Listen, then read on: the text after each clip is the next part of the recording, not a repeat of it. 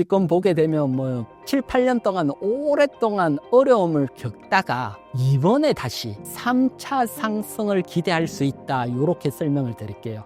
달러 가격이 하락하면 가만히 있어도 원자재 가격은 상승을 하게 되죠. 그런데 연초부터 달러가 8% 이상 하락을 했습니다. 그러면 가만히 있어도 원재료 가격은 상승을 해야 되죠. 그래서 그 부분까지 고려를 한다면 원재료 가격은 하락에 가깝다. 그래서 기업들이 가격은 인상을 하는데 원재료는 오히려 하락을 한다. 우리가 관심을 당연히 가져야 되는 시점이죠.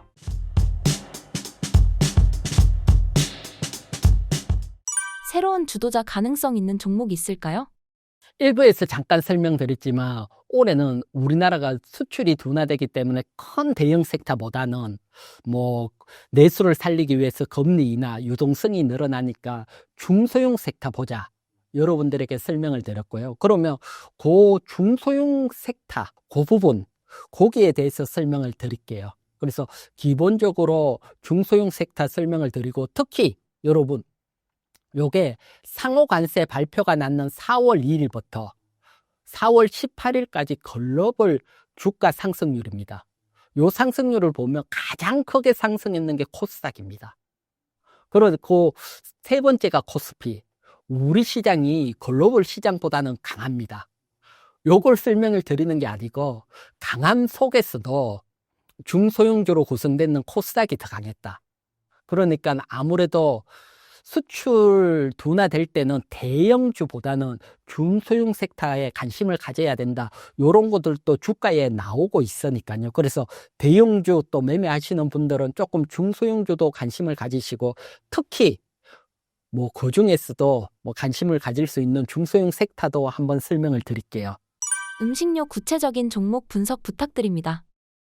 중소형 섹터 중에는 가장 갈 수 있는 게 음식료하고 화장품으로 보고 있거든요. 그러면 먼저 음식료 섹터 한번 보도록 할게요. 보면 지금 보시는 게 음식료 업종 차트입니다. 업종 차트인데 이렇게 보면 엷은 색으로 표시가 되어 있는 상승기 1차 상승기, 2차 상승기가 있잖아요. 음식료가 가파르게 상승. 그래서 2000년도 1차 상승 때 보면 이제 해외에 막 나가기 시작을 해요. 해외 성장도 나오고 그리고 음식료 가격 인상을 해요. 가격 인상이 나오고 그러면서 한 차례 상승이 나왔고요. 그리고 2010년도 2차 상승이 나올 때는 중국 등 물론 해외 성장이 늘어나고 그 다음에 판매 가격 인상이 되고 그리고 곡물 가격은 오히려 하락을 하고 그러면서 정말 큰 상승이 나왔거든요. 그 상승 이후에 한 10년간 지금 보게 되면 7, 8년 동안 오랫동안 어려움을 겪다가 이번에 다시 3차 상승을 기대할 수 있다. 이렇게 설명을 드릴게요. 그거는 앞에 1, 2차 상승 때 해외 성장됐다 있잖아요.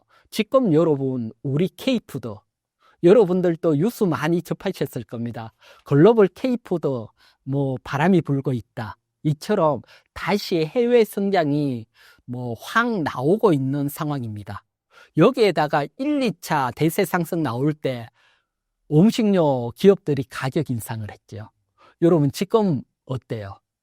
막 인상을 하고 있죠. 그만큼 마진이 남는다는 거죠. 그래서 강적 인상은 인플레이션 명분인데 인상을 하고는 원재료, 곡물 가격이 안정되고 하락이 된다.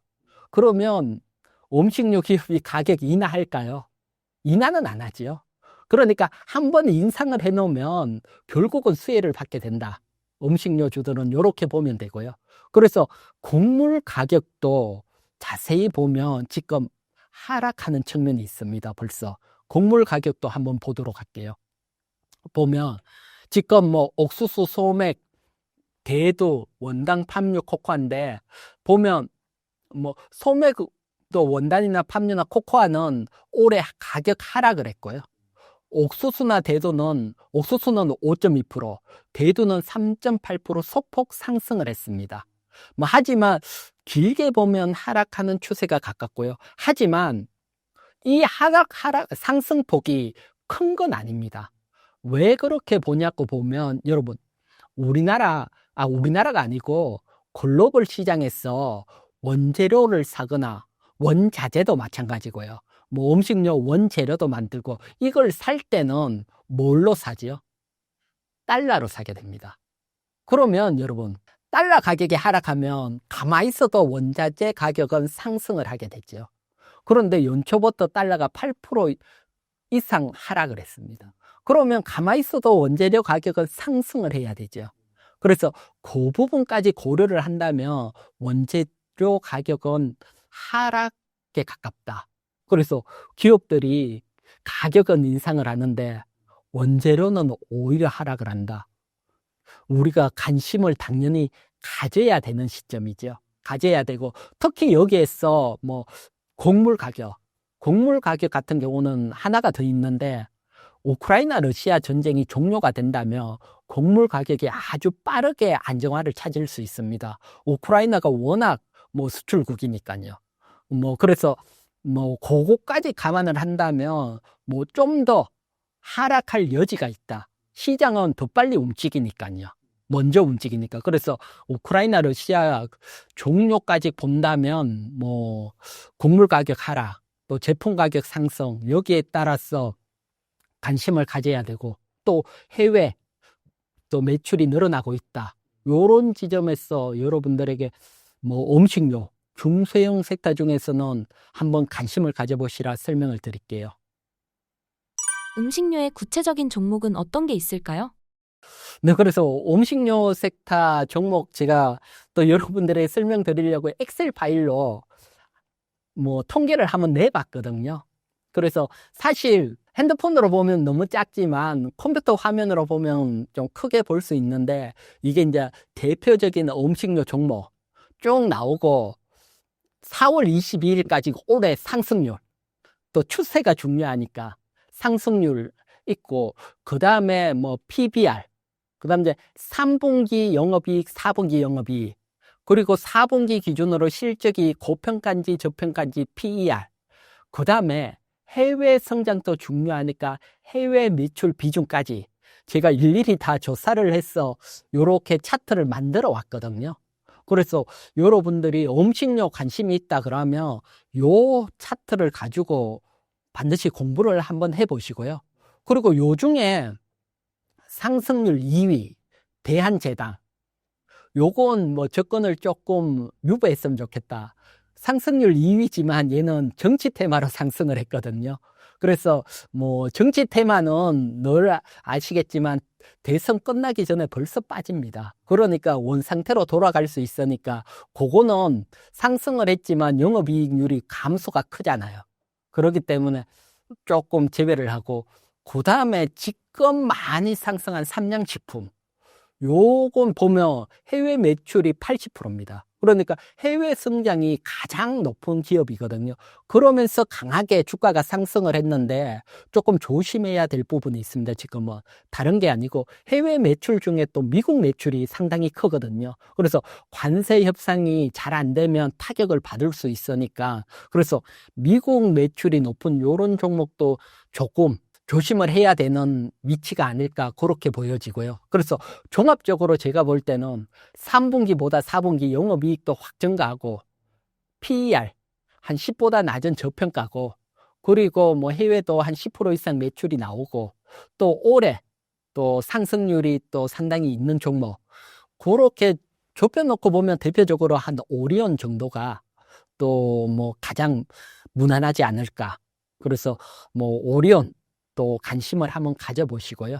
그래서 뭐 요런 오리온이 아니더라도 여러분들은 또 음식료, 뭐 제가 통계를 냈던 자료를 보고 또 여러분들이 또 서로가 또 찾을 수가 있으니까요. 뭐 실적을 본다든가 해외 매출을 본다든가 포커스가 다르게 또 볼 수가 있는 부분들이 있으니까요. 그래서 전반적으로 여러분들이 한번 보시게 준비를 했으니까, 뭐 요번에 또 음식료 3차 상승이 나온다면 또 강한 상승으로 또 이어질 수 있으니까 관심을 한번 가져보시기 바랍니다.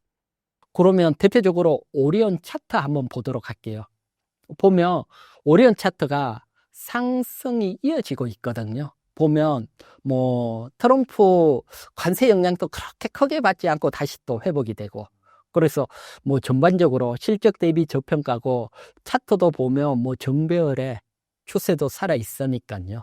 그래서 항상 또 주식은 뭐 낮은 데서 매수해서 보유해서 가는 것도 있고, 또 저평가됐던 거 추세에 따라서 매수해서 가는, 뭐 여러분들이 어느 쪽이 뭐 투자 전략이 맞는지 또 맞는 부분에 맞춰서 하는 부분도 있고요. 그래서 전반적으로는 추세는 살아있다, 요렇게 설명을 드리고, 실적도 좋다, 뭐 요거까지 설명을 드릴게요. 화장품 구체적인 종목 분석 부탁드립니다. 그러면 제가 뭐 중소형 섹터 중에 음식료, 화장품 관심 가지자 했는데, 먼저 화장품도 관심 가져야 되는 이유가 있을 거잖아요. 그래서 업황적으로 왜 우리가 지금 뭐 관세 나오는 시점에서 관심을 가져야 되는지, 그 부분에 대해서도 한번 보도록 할게요.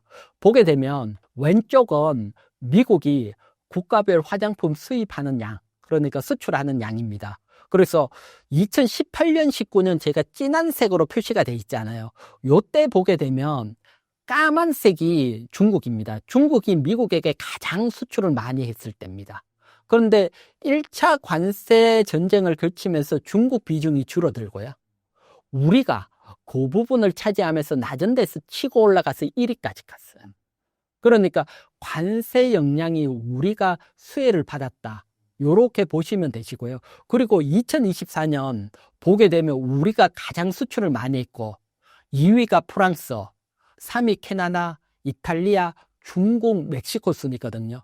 근데 보면 지금 캐나다와 멕시코도 뭐랄까 협정 예외 품목이기 때문에 화장품은 10% 관세를 내게 돼 있습니다. 그러니까 지금 상황은 우리나 프랑스나 캐나다나 이탈리아나 멕시코나 다 같은 10% 내는 상황이니까 경쟁력은 그대로입니다. 그런데 5위인 중국만 145% 관세를 내잖아요. 그러면 저 점유율 10% 점유율이 확 낮아질 확률이 높죠. 관세 그렇게 내고는 못 파니까. 그러면 그건 또 누가 가져가느냐? 트럼프 일기 때 보면 우리가 거의 장악을 했거든요. 중국하고 우리가 같은 아시아권이고. 그러니까 우리가 의외로 이번 관세 정책에 따라서 또 시장 마켓 쉐어가 늘어날 수도 있다, 요렇게 보고. 그래서 뭐 관세에 따라서 뭐 다른 뭐 자동차나 이렇게는 어려운데, 화장품은 의외로 또 장기적인 추세로도 수혜를 기대할 수 있고, 지금 또 화장품 시장 중에 미국 인디 시장이 가장 핫한 시장이거든요. 여기에서 뭐 색조 화장품이라든가 ODM 방식, 그리고 최근에는 뭐라 그럴까요, 뭐 그 태양 그거 있는 거 선크림 불티나게 팔리고 있고, 요런 측면을 보게 되면 뭐 경쟁국 중에서는 그래도 중국이 줄어들고 우리가 좀 더 수혜를 받을지 않을까. 그래서 화장품주들은 이렇게 관세 전쟁이 일어났을 때 2018년, 19년 그때부터 또 가파르게 올라왔기 때문에 다시 한번 또 성장 기대를 할 수 있다, 설명을 드릴게요. 그리고 화장품 종목 중에 관심 있게 보는 건, 사실 올해 가장 강하게 상승한 종목은 APR입니다. APR. 그래서 가장 강하게 상승한 종목은 APR이고, 그 다음 관세 영향을 가장 받지 않는 종목은 한국콜마랐습니다. 그래서 제가 한국콜마 차트를 보여드리는데, 지수가 막 급락했던 관세가 어딘지 모르잖아요. 차트만 보면 그대로 가고 있잖아요. 왜 한국콜마가 이렇게 가느냐?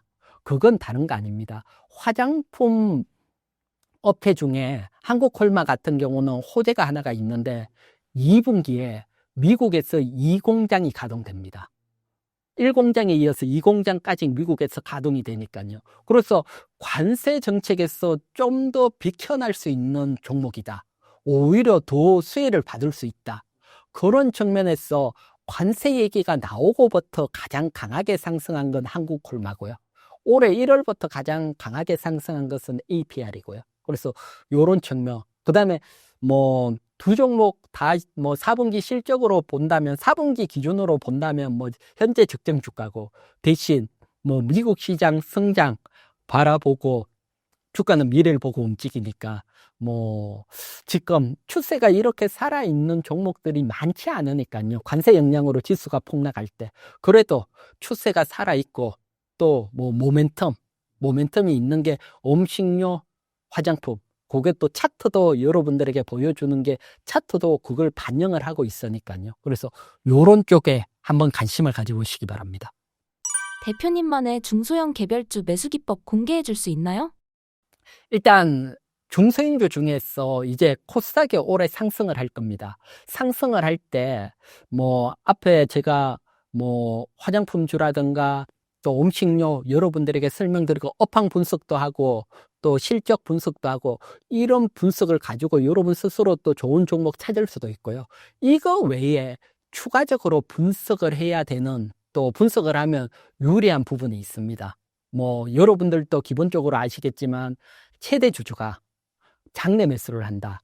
이런 종목들은 최대 주주가 자기 회사 가장 잘하는데 시장에서 장내 매수한다.